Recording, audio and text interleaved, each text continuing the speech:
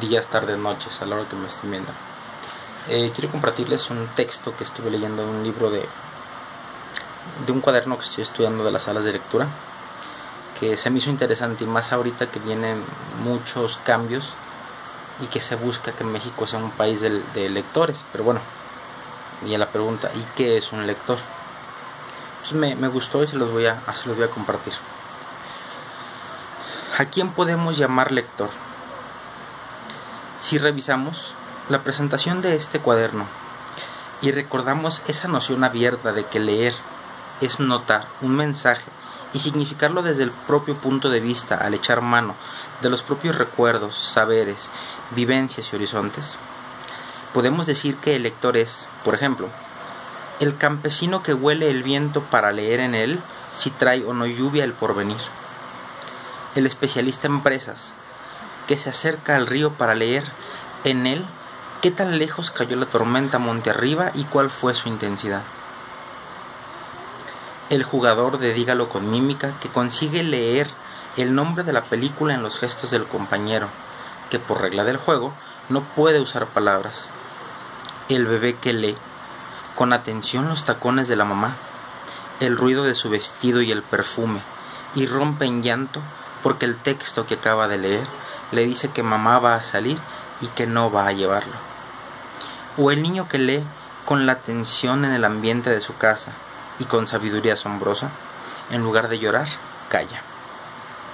También son lectores el bebé de 6 años, el bebé de 6 meses que chupa un libro bordado en tela y un día descubre que está chupando imágenes de seres que conoce, el infante de 18 meses que pasa las hojas de un libro álbum con ilustraciones abundantes y grandes y con muy poco o ningún texto, y se interesa tanto en las figuras como en la historia, el niño de 3 años que con el mismo álbum en las manos presta su voz a los personajes y los hace decir cosas interesantes, el escolar que en medio de una lectura grupal levanta la mano y dice que él no está de acuerdo con lo que dice el protagonista del relato, el adolescente que copia versos enteros de poemas para aprenderlos de memoria, o que relaciona lo que le dijeron en el aula con lo que dicen los tratados de ciencias naturales, o el joven artista que peina una biblioteca entera en busca de los mejores héroes y heroínas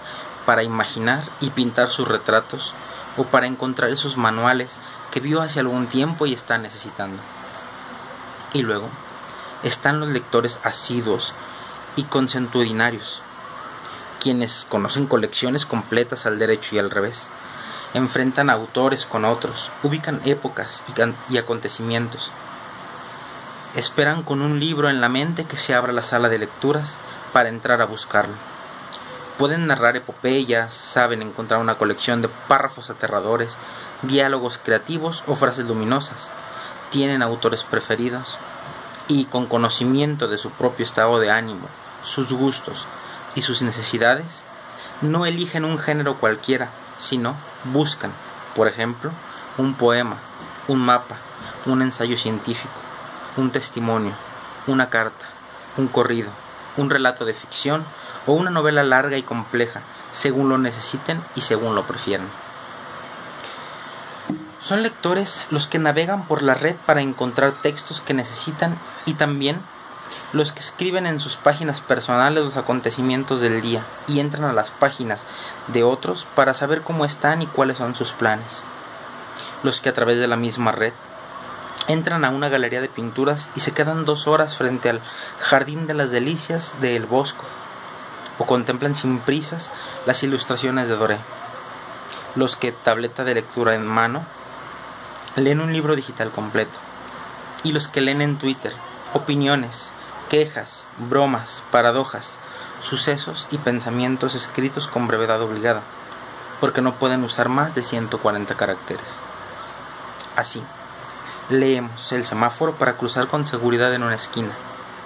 Leemos las montañas para saber si una creciente repentina nos atrapará a la mitad de un río.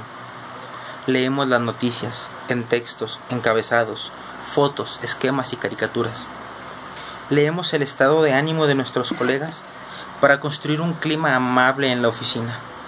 Leemos nuestros derechos culturales para mostrar al otro que se equivoca al querer de manera obligada que pensemos como él piensa. Leemos el menú de una fonda para asegurarnos, si tenemos alguna alergia, de llegar con bien a nuestra casa. Leemos una receta porque esperamos visita. Leemos la fecha de caducidad de un producto para saber si nos conviene o no comprarlo. Leemos un relato corto en el autobús entre el trabajo y la casa. Leemos 3 capítulos de una novela larga si el domingo, por casualidad, nos quedamos en casa. Y leemos un libro entero de poesía si el insomnio nos atrapa. Cada lector es distinto y produce sus lecturas originales. Sin embargo, podemos pensar en un lector ideal. ¿Cómo es a grandes rasgos un lector ideal? ¿Cómo vive en el mundo? ¿Cómo es a grandes rasgos un lector ideal? ¿Cuáles son las principales capacidades y potencias? En el capítulo anterior hablábamos de los beneficios de la lectura que forman lectores y les imprime caracteres, rasgos, actitudes, miradas y los transforma con el paso del tiempo. Presentamos aquí lo que la lectura, en términos ideales, puede hacer de ellos. Es decir, presentamos un perfil ideal, un conjunto de rasgos deseables que no tienen por qué ocurrir al mismo tiempo y de inmediato, pero sí pueden aparecer poco a poco, de libro en libro y de reflexión en reflexión, de charla en charla. En términos ideales, un lector asiduo, abierto, libre y dueño de sí mismo puede, sea hombre o mujer, bebé, niño, joven o adulto, viejo o anciano, respetarse a sí mismo y respetar a los demás de manera abierta e incluyente. Puede ser miembro de un grupo social y en el seno de éste usar la lengua para narrar, pensar, debatir, imaginar, pedir y ofrecer explicaciones, exponer puntos de vista, formular preguntas, compartir experiencias vividas, planear, convocar, pedir y ofrecer apoyos. Disfrutar de la lectura oral y compartida, pero en general, gustar de leer en silencio, con ritmo propio, e ir más allá de la superficie de un libro en busca de la profundidad, en busca de relaciones y procesos, en busca de novedades y sorpresas. Puede establecer ligas entre personajes, personas, sucesos, triunfos, derrotas o estados de ánimo. Gustar de la relectura.